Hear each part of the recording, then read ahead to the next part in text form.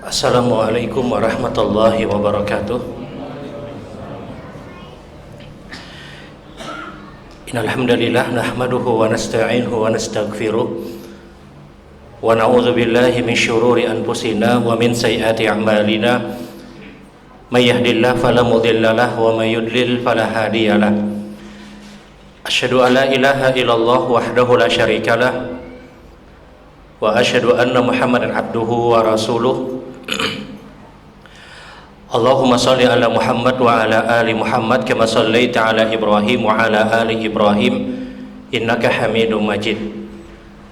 Allahumma barik ala Muhammad wa ala ali Muhammad kama barakta ala Ibrahim wa ala ali Ibrahim innaka Hamidum Majid.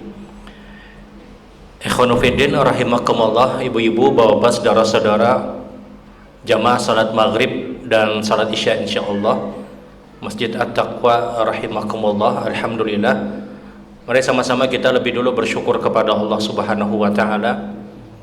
Tentunya begitu banyak nikmat yang sudah dianugerahkan oleh Allah kepada kita semua, sehingga dipastikan sehebat apapun seorang manusia untuk mencoba menghitung, mengkalkulasi berapa nikmat yang sudah diberikan oleh Allah, dipastikan lan tuhsuha, kalian tidak akan mampu, kata Allah. Karena Hasanul Basri, beliau pernah menyatakan, setiap seorang manusia berhadapan dengan kenikmatan yang diberikan oleh Allah, dipastikan dia akan menjadi seorang amnesia. Tapi ketika dia berhadapan dengan musibah yang didatangkan oleh Allah, maka dia akan menjadi seorang akuntan yang handal. Ketika kita berhadapan dengan nikmat Allah, kita akan menjadi orang yang pelupa berapa sudah nikmat yang diberikan oleh Allah. Tapi ketika kita berhadapan dengan musibah, kita akan benar-benar mengingat musibah yang sudah datang, yang mungkin pernah kita dapatkan 2-3 tahun yang lalu. Mungkin kita masih ingat musibah yang terjadi pada diri kita secara detail, bahkan bulannya, harinya, musibahnya seperti apa, berapa hari sakitnya kita mungkin sangat-sangat bisa mengingat, sehingga bisa dikatakan orang tersebut bisa menjadi seorang akuntan yang handal. Dia bisa menghitung, dia bisa mengkalkulasi, dia bisa mengingat musibah yang terjadi pada dirinya. Apa sebabnya? Sebabnya adalah begitu banyak sudah nikmat yang diberikan oleh Allah Subhanahu wa taala, sehingga saking banyaknya kita lupa dengan apa yang sudah diberikan oleh Allah kepada kita. Dan tidak ada perkara yang terbaik ketika kita berhadapan dengan nikmat Allah kecuali kita terus bersyukur kepada Allah Subhanahu wa taala. Puncak syukur itu adalah ketika kita beribadah. Salat maghrib kita itu bagian dari rasa syukur kita. Hadir kita pada majelis ilmu itu bagian dari rasa syukur kita. Memanfaatkan kesempatan hidup, memanfaatkan kesempatan kesehatan yang diberikan oleh Allah kepada kita.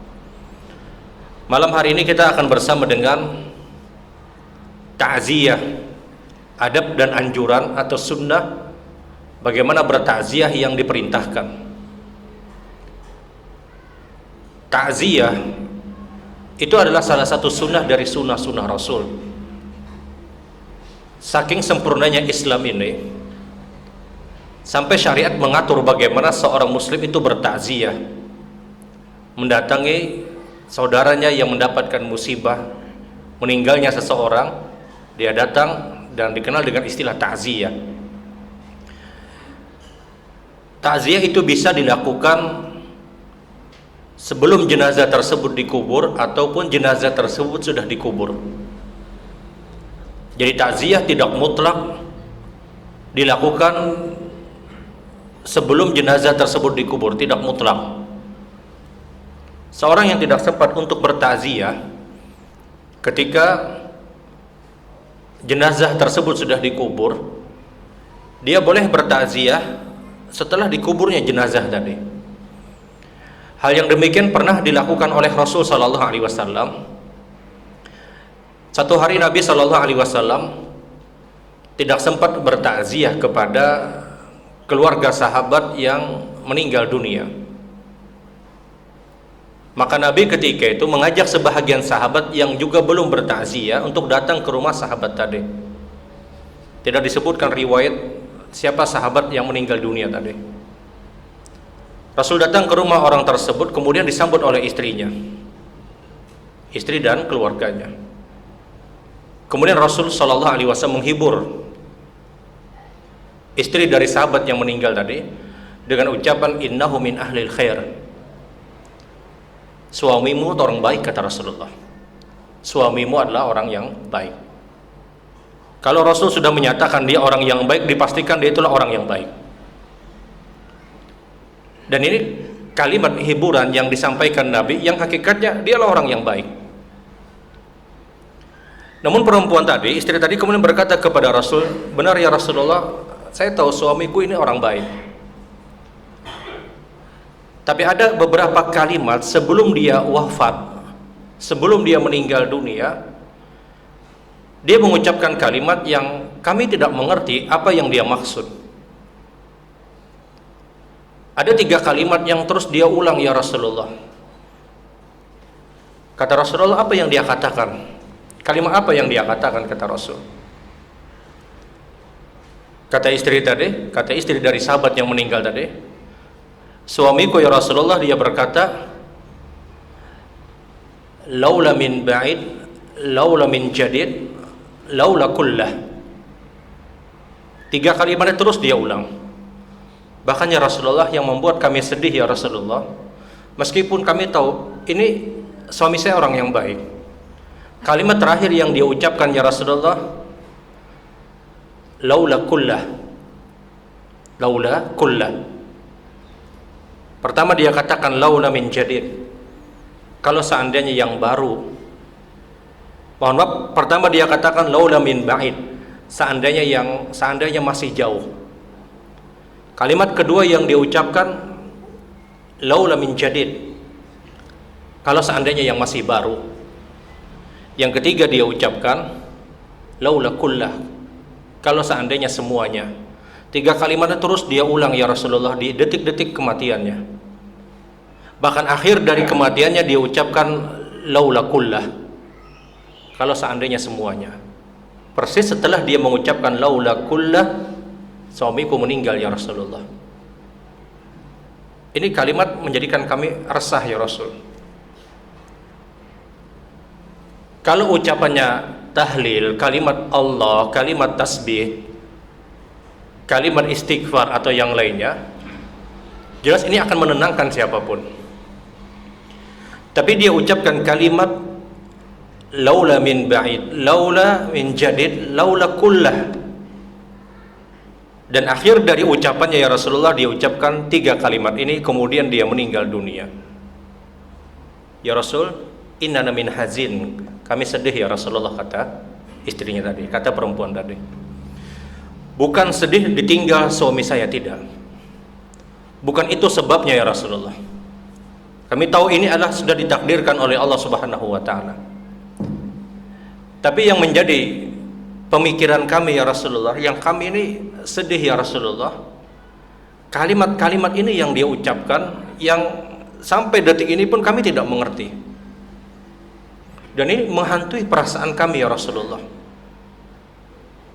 Rasul setelah mendengar cerita dari perempuan tadi, dari istri sahabat yang baru meninggal dunia tadi, kata Rasulullah, innahu min ahlil khair. Diulangi lagi oleh Rasul, suamimu itu orang baik, kata Nabi. Tenang, suamimu itu orang baik.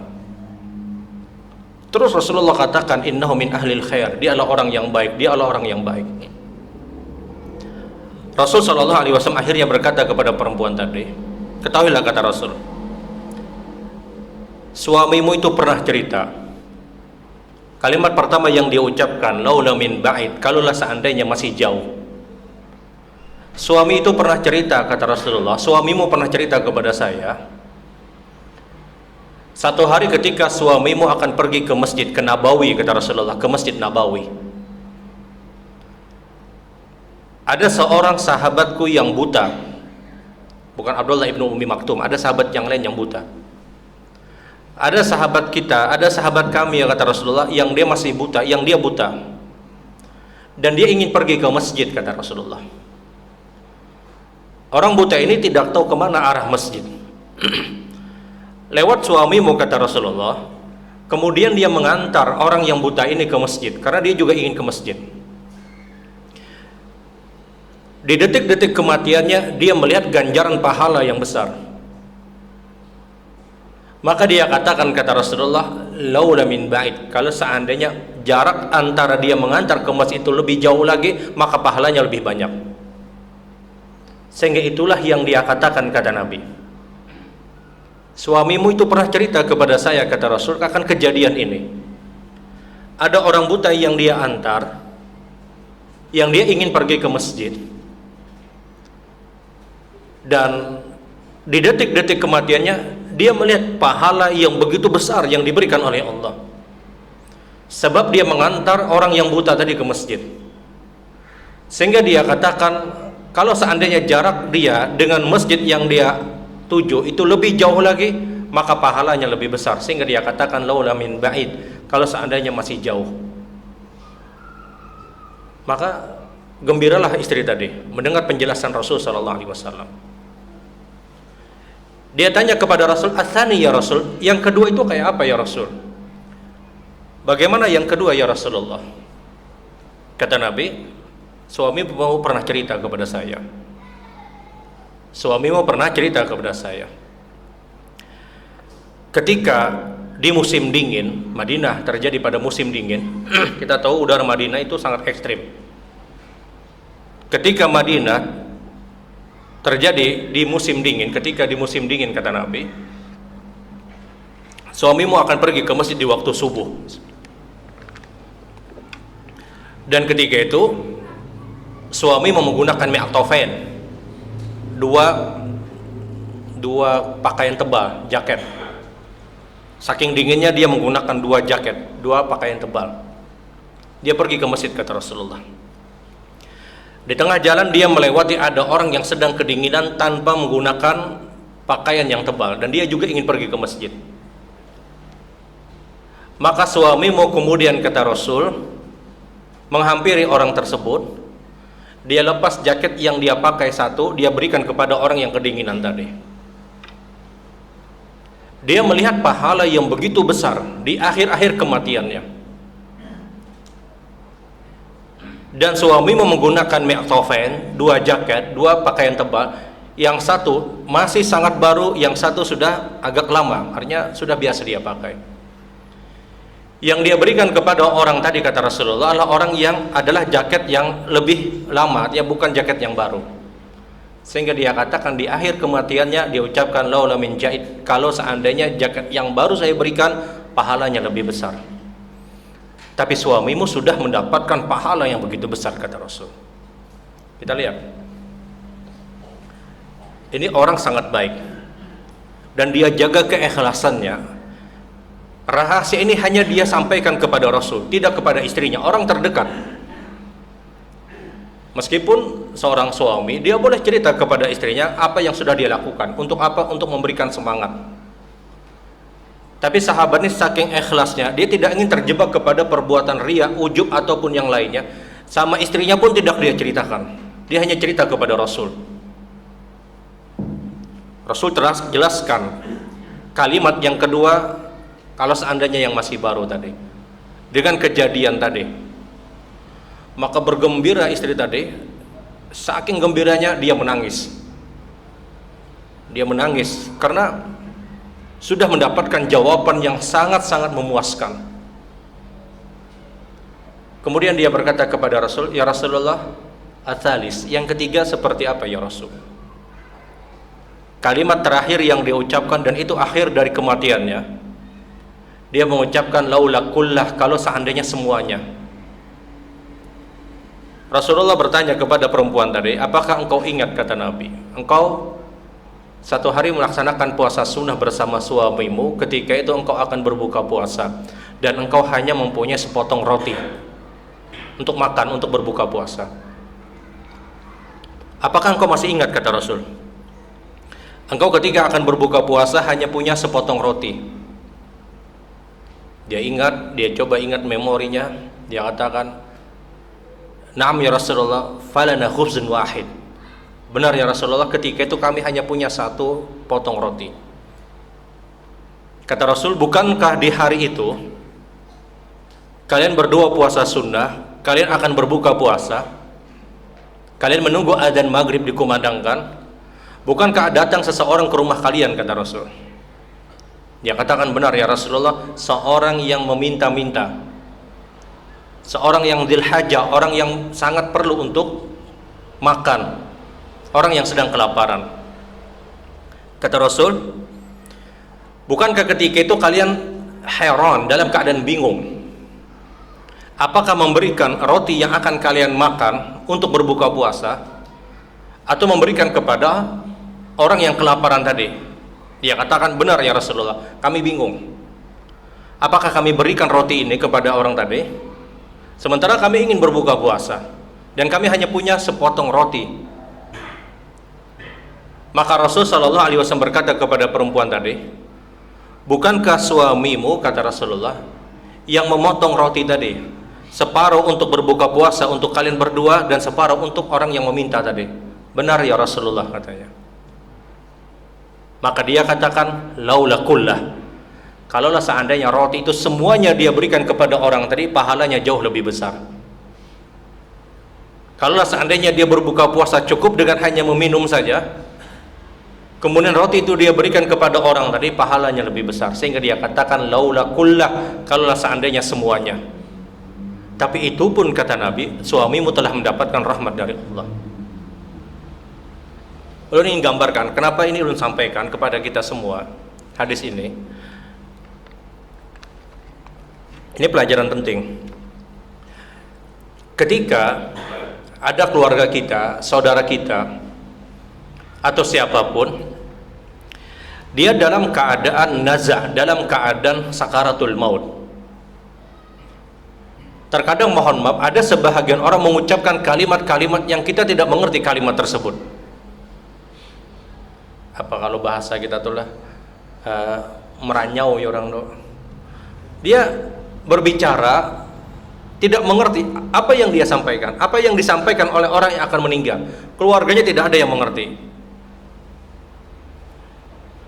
Pada saat kalimat-kalimat asing, kalimat-kalimat yang mohon maaf aneh terdengar, yang kita tidak paham, jangan pernah suudzon, jangan pernah berprasangka buruk dengan kalimat tersebut. Siapa yang bisa mentakwilkan 3 kalimat tadi kalau seandainya Rasul Shallallahu Alaihi Wasallam tidak datang? Kalau seandainya masih jauh, kalau seandainya masih baru, kalau seandainya semuanya kemudian meninggal dunia. Dan ini pelajaran penting bagaimana hadis ini mengajarkan kepada kita, di saat ada saudara kita siapapun di masa-masa beratnya dia, di masa-masa sakaratul mautnya dia. Sakaratul maut itu sakit. Kata Rasulullah, lebih sakit daripada tebasan pedang sebanyak 360 kali.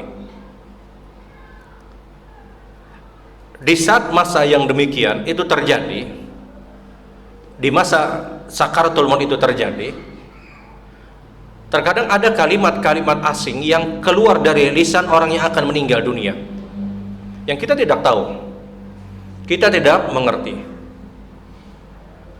Jangan pernah suudzon, jangan pernah berprasangka buruk dengan kalimat tadi. Jangan kita nanya bepandir pina aneh nah meninggal nah iya am. Ada perasaan yang seperti itu, jangan. Ingat, kuncinya seperti ini. Selama orang ini orang yang tetap mengerjakan ibadah, dia menunaikan kewajiban, sholat yang 5 waktu, dia puasa Ramadan, dia baik dengan manusia yang lain. Kunci hidup ini Pak, selama kita menjalankan perkara yang wajib, tidak melakukan kezoliman kepada manusia yang lain, kita akan berada pada keadaan yang sangat nyaman pada kehidupan akhirat. Arab Badui itu datang kepada Rasul, kemudian dia berkata kepada Rasul, ya Rasulullah, ara'aita salaitu maktubat sumtu Ramadan ahlaltul halal haramtul haram adkhulul jannah qala tadkhulul jannah. Ya Rasul, kalau saya dalam hidup ini hanya punya modal salat yang 5 waktu, puasa Ramadan, saya hanya menghalalkan apa yang dihalalkan dan mengharamkan apa yang diharamkan. Kalau saya hanya punya modal ini ya Rasulullah, apakah saya berhak untuk berada dalam sorga? Kata Nabi, engkau berhak dalam sorga dengan rahmat Allah. Kunci sukses hidup ini sampai pada kehidupan akhirat, jangan menzolimi manusia yang lain. Itu aja. Karena kalau kezoliman kita kepada manusia yang lain itu terjadi, urusannya berat, sulit. Tapi kalau kezoliman kita dengan Allah, kita modal astaghfirullahal azim, kita modal berwudu, kita modal menjalankan sholat, kita modal hadir pada majelis taklim, semua dosa kita itu bisa diruntuhkan. Tapi kalau kezaliman dengan manusia itu berat, tidak bisa kita bermodal astagfirullahaladzim, kemudian dosa kita dengan manusia yang lain itu selesai, tidak. Jangan pernah melakukan kezaliman kepada manusia yang lain. Karena itu kunci sukses pada kehidupan akhirat khususnya. Karena al-mazlum, orang yang terzolimi, dia punya 3 hak. Perhatikan, orang yang terzolimi, dia punya pilihan tiga hak. Pilihan yang pertama, dia ingin tuntaskan kezaliman orang tersebut pada kehidupan dunia, dia minta keadilan. Kapanpun orang yang terzolimi, dia mengangkat tangan, dia berdoa, doa dia pasti mustajab. Tidak peduli orang ini ahlul maksiat, selama dia berada pada posisi mazlum, doa dia itu pasti diijabahi oleh Allah Subhanahu wa taala, sebagaimana pernyataan Rasul kepada Mu'adz, wattaqi da'watal mazlum fa innahu laisa bainahu wa bainallahi hijab. Wahai Mu'adz, hati-hati engkau doa orang-orang yang terzolimi, karena doa orang yang terzolimi itu tidak ada hijab, benar-benar diijabahi. Mohon maaf, ada orang muslim menzolimi orang kafir sekalipun, orang kafir kemudian dia doa kepada Tuhan mereka, meminta keadilan, apakah doa mereka diijabai? Mereka akan diijabai oleh Allah. Bukan karena doa mereka kepada Tuhan mereka, tidak, tapi karena hak kezoliman dia. Hak kezoliman dia. Ada orang muslim, dia zolimi orang kafir misalnya, dia ghibah, dia fitnah, dihancurkan kehormatannya, berpikir ini kafir juga, kalau ini berdoa ke Tuhan ini mana dikabulkan. Ada orang yang mungkin berpikir dengan logika yang sempit seperti ini. Bukan karena doa dia, bukan karena doa dia kepada Tuhan mereka, tapi karena kezoliman orang ini, kezoliman muslim ini, kemudian diminta oleh orang kafir tadi agar kezolimannya dibalas, itu yang diperhatikan oleh Allah. Al-mazlum, dia punya hak yang pertama, dia tuntut keadilan. Sampai Nabi SAW beliau pernah menyatakan, seseorang yang terzolimi kemudian da'a ila rabbih, kemudian dia berdoa kepada Allah Subhanahu wa taala, orang yang zalim tersebut, kata Nabi, tidak akan diwafatkan oleh Allah sampai terjadi musibah pada diri dia. Boleh jadi sebulan kemudian, boleh jadi setahun kemudian, boleh jadi 20 tahun kemudian. 20 tahun yang lalu terjadi musibah atas dirinya, ini mungkin doa orang-orang yang dia zalimi di 20 tahun yang lalu. Dia tidak akan diwafatkan oleh Allah Subhanahu wa taala sampai dia mendapatkan musibah tadi. Itu hak orang yang terzalimi. Hak yang kedua, dia tidak tuntut keadilan pada kehidupan dunia. Dia tidak maafkan orang tadi, tapi dia ingin berhitung pada kehidupan akhirat. Dia ingin dapat pahala dari orang-orang yang menzalimi dia. Maka inilah berlaku hadis Rasul, atadrunal muflis, qala al muflis bina ma la dirham wa la mata, faqala innal muflis min ummati man yati yaumil qiyamah bis salah was siyami waz zakah wa yati wa qashata hadha qadha fa hadha daraba hadha akala ma la hadha fayudha hadha min hasanatihi wa hadha min hasanatihi fa in faniyat hasanatu qabla an yuqda an ukhidha min khataya faturhi thumma turha ila an-nar. Intinya adalah orang yang bangkrut di hari kiamat adalah orang yang datang dengan ibadah salat, puasa, zakat, banyak ibadah yang dilakukan, namun di sisi lain dia zolimi orang lain. Maka pahala yang semestinya dia dapatkan ditransfer kepada orang yang dia zolimi. Nah, orang yang dizolimi pada kehidupan dunia, dia tidak maafkan orang ini, nanti dia berhitung di akhirat. Dia ingin ambil pahala orang ini, dan itu akan diberikan oleh Allah Subhanahu wa ta'ala.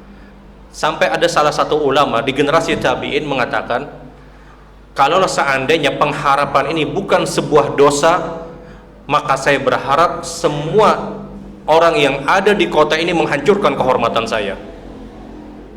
Karena dia tahu orang yang menghancurkan kehormatannya, dia dapat transfer pahala besar-besaran, pahala sholat, pahala puasa, pahala haji, pahala umroh, dan yang lainnya. Ini hak yang kedua orang yang terzolimi. Hak yang ketiga adalah dia maafkan orang ini. Dia maafkan orang ini dengan berlapang dada, maka dia punya peluang untuk berada dalam surga Allah Subhanahu wa taala. Tapi ini berat. Ini sangat berat. Terkadang ada orang hanya berada di level yang pertama. Dia ingin tuntut keadilan di dunia. Karena apa? Karena kesalahannya begitu parah, dia doa, dia minta kepada Allah. Ada orang yang sanggup untuk bersabar, tapi dia berhitung pada kehidupan akhirat. Dia tidak maafkan orang ini, karena kita berhitung di akhirat. Ada orang yang sangat besar, sangat mulia, dia maafkan, tapi ini berat. Tapi ini sangat berat, tapi pahalanya lebih besar. Kunci dalam kehidupan ini, jangan sampai menzolimi orang lain. Selama kita adalah menjalankan sholat yang 5 waktu, puasa Ramadan, kita pegang yang wajibnya saja. Walaupun wajibnya saja yang kita kerjakan, tapi kita bukan orang yang menzolimi, kita akan sangat aman pada kehidupan akhirat. Terlebih kalau ada orang yang menambah dengan amalan-amalan sunnah. Jadi kalau ada orang, keluarga kita atau siapapun, mohon maaf, dia berada dalam keadaan sakaratul maut misalnya, muncul kalimat-kalimat yang tidak wajar, kalimat yang tidak kita fahami. Tapi dia adalah orang yang sholat, dia adalah orang yang berpuasa, dia adalah orang yang baik hubungannya dengan manusia. Jangan pernah suudzon. Boleh jadi dia melihat pahala-pahala yang besar di akhir-akhir kematiannya, sebagaimana yang terjadi dari sahabat tadi. Ini pelajaran yang ingin diangkat oleh para ulama berkaitan dengan hadis tadi. Nah, ikhwan fillah rahimakumullah, gambaran Rasul sallallahu alaihi wasallam, beliau melakukan takziah ketika itu kapan? Setelah jenazah tersebut dikubur, dan ini hukumnya boleh. Ingat Bapak, Ibu-ibu yang dirahmati Allah, takziah itu amalan yang ringan, pahalanya besar. Pahala takziah itu kata Rasulullah, man aza musabban falahu mislu ajri. Barang siapa yang bertakziah kepada saudaranya, kepada keluarganya, kepada seorang muslim yang dapat musibah tadi, dia dapat pahala sebagaimana pahala orang yang dapat musibah tadi. Dia tidak dapat musibah, tapi dia bisa dapat pahala seperti pahala orang yang dapat musibah. Apa pahala orang yang dapat musibah? Ketika dia mampu bersabar, mereka mendapatkan rahmat dari Allah. Mereka mendapatkan petunjuk dari Allah. Orang-orang yang sabar ketika mereka mendapatkan musibah, mereka mendapatkan keamanan dan keselamatan dari Allah. Dan ini bisa didapatkan oleh orang yang bertakziah. Pahala takziah itu besar seperti pahala orang yang dapat musibah ketika dia mampu bersabar. Namun untuk meraih pahala tersebut, ada sunnah yang diatur Rasul sallallahu alaihi wasallam. Pertama, ketika kita bertakziah, niatnya ikhlas lillah, karena Allah Subhanahu wa taala. Mohon maaf, takziah itu bukan karena kita kada nyaman lawan kawan, kada nyaman lawan sidina bertakziah barang. Ini tidak dapat pahala model yang seperti ini. Ikhlas karena Allah Subhanahu wa taala, mengharap ganjaran pahala. Jangan bertakziah itu setor wajah aja. Hadir sudah mengisi absen, julung 10.000 misalnya. Selesai. Tidak. Takziah yang diperintahkan seperti apa? Dia datang kepada orang yang dapat musibah, keluarga tadi, dia temui keluarga terdekatnya. Kalau misalnya suaminya meninggal, dia temui istrinya yang tentunya dengan mahram-mahramnya, dengan keluarganya. Dia hibur dengan kalimat-kalimat thayyibah, kalimat yang baik.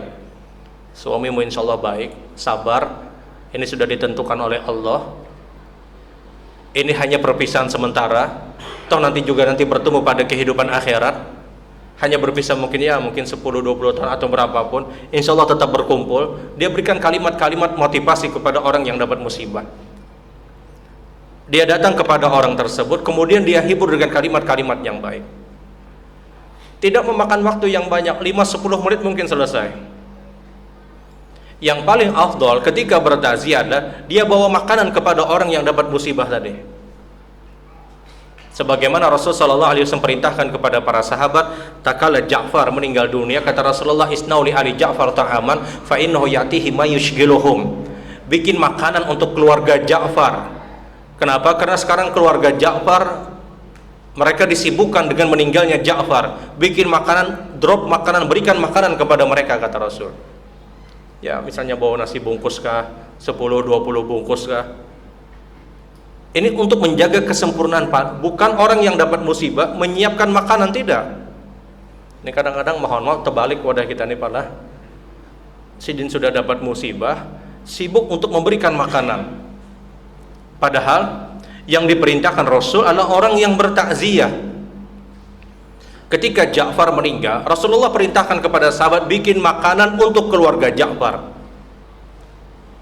Dan ini takziah yang diperintahkan. Dia berikan makanan, bantuan kepada orang yang dapat musibah tadi. Kemudian dia berikan kalimat-kalimat yang baik, kalimat-kalimat motivasi.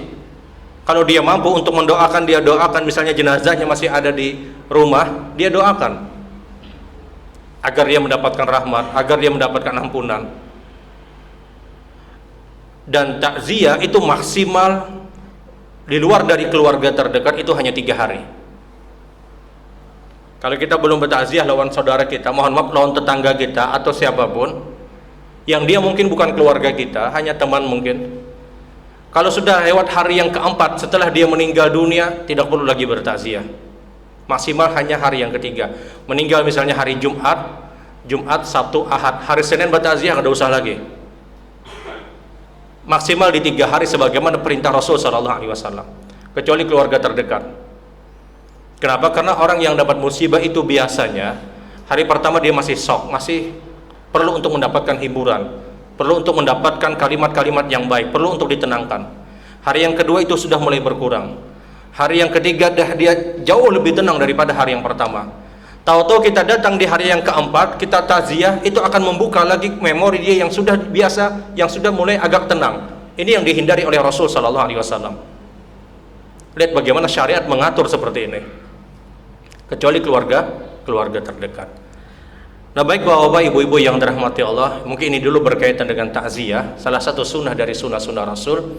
Dari sini kalau ada hal yang perlu untuk diperbincangkan, kita mungkin masih punya waktu, atau dari hal yang perlu untuk disampaikan, silahkan.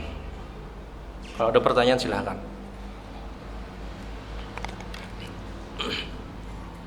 Ada pertanyaan? Kalau tidak ada, udah teruskan. Kita teruskan dikit pala. Ketika kita bertakziah, mohon maaf, tidak perlu untuk menggunakan pakaian khusus, misalnya mohon maaf serba warna hitam misalnya. Itu tidak ada dalilnya.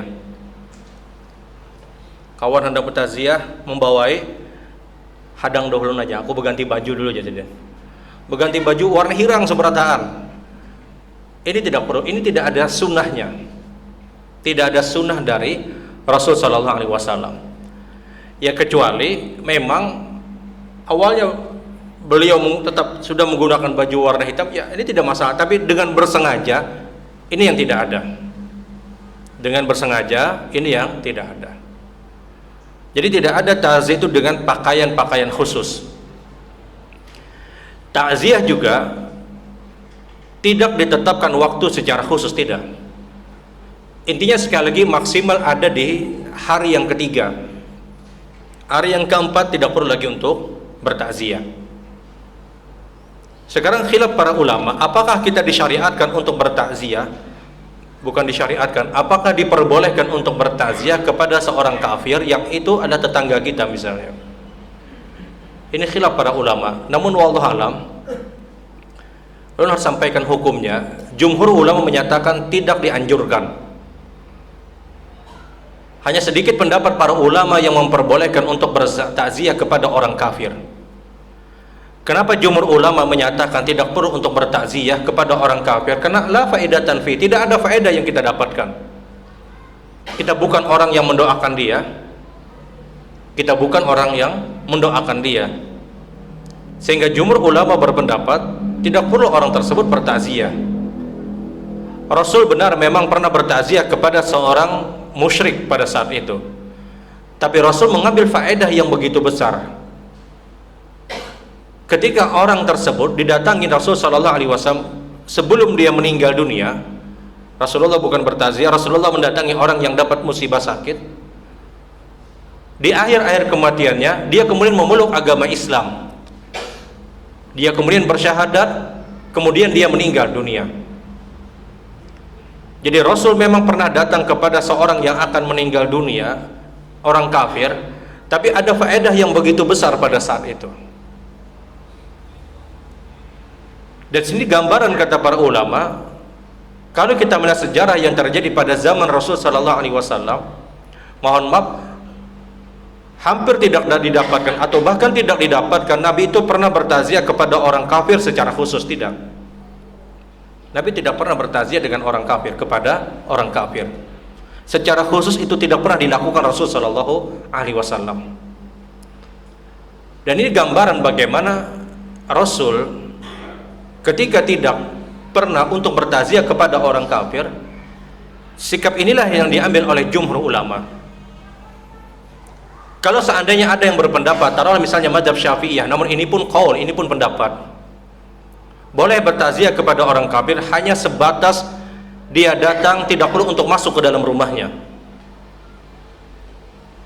Rumah pian misalnya di Higannya ada orang kafir dan dia meninggal dunia, bertaziah kepada orang tersebut tidak perlu untuk masuk ke dalam rumah, di luar-luar aja, kalau hendak di luar-luar aja. Dan ini pun pendapat Syafi'iyah, karena kalau dia masuk ke dalam, dia akan terjebak kepada ritual-ritual ibadah mereka, maka cukup dia berada di luar. Dan wallahualam, bagi siapapun yang ingin mengambil pendapat Syafi'iyah silahkan, tapi dia tidak masuk ke dalam rumah tadi, di luar aja, kada usah melihat jas orang nang mati tenang, bagus jasnya lah aja ya, tidak perlu, cukup di luar aja, cukup di luar. Baik bapak ibu-ibu yang dirahmati Allah, mungkin yang belum sampaikan salah satu sunnah dari sunnah Rasul untuk bertaziah.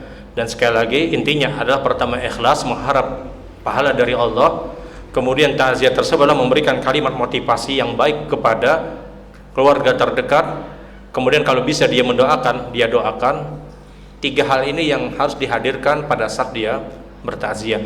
Tidak hanya datang ke rumah, julung duit 10.000, absen, hadir, selesai, rukun kematian misalnya diisi. Tidak hanya seperti itu, tidak hanya seperti itu, dan ini perlu untuk diperbaiki.